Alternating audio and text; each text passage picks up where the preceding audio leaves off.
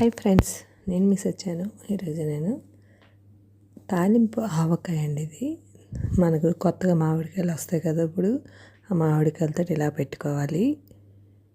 చూసారా, దీనికి ఏం లేదండి, ఒక మామిడికాయ నేను తీసుకున్నాను. ఇది నిల్వ ఉంచుకోవచ్చు కావాలంటే, కానీ అప్పటికప్పుడు తినడానికి బాగుంటుంది, చాలా బాగుంటుంది. కొత్త ఆవకాయ అంటారు కదా పిల్లలు, అందుకని గబగబా చేయడానికి బాగుంటుంది.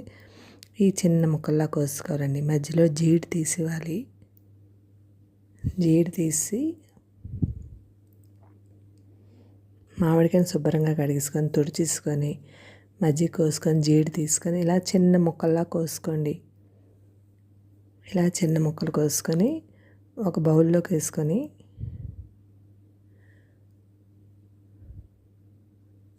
ఒక తాలింపు పెట్టడానికి నూనె వేసుకొని కొద్దిగా ఇందులో మిర్చి పండు ముద్ద ఆడతాం కదండి, వేడి నీళ్ళలో నానబెట్టేసి మిరపకాయలు ఆ ముద్ద ఆడేసుకొని నేను ఒక డబ్బాలో స్టోర్ చేసుకొని ఫ్రిడ్జ్లో పెట్టుకున్నాను. ఈ ఆవకాయకి చాలా బాగుంటుందండి. అలాగా ఆ ముద్ద తీసుకొని అందులో నూనెలో వేయించి అందులోనే తగిన కారం వేసుకొని చిన్న పసుపు వేసుకొని ఒకసారి ఆ వేడి నూనెలో వేసుకోవాలి. అంటే నూనె మరిగాక అందులోనే ఇవి వేసుకోవాలి. ఇందులో మెంతి పొడి అండి, మెంతులు వేయించేసిన పొడి. మెంతులు బాగా వేయించేసుకొని అందులో కొద్దిగా పొడిలా చేసుకొని ఒక డబ్బాలో స్టోర్ చేసుకొని ఉంచుకోవాలండి. ఇలా వేసుకొని అందులోని కారం కూడా బాగా కలిపేసుకొని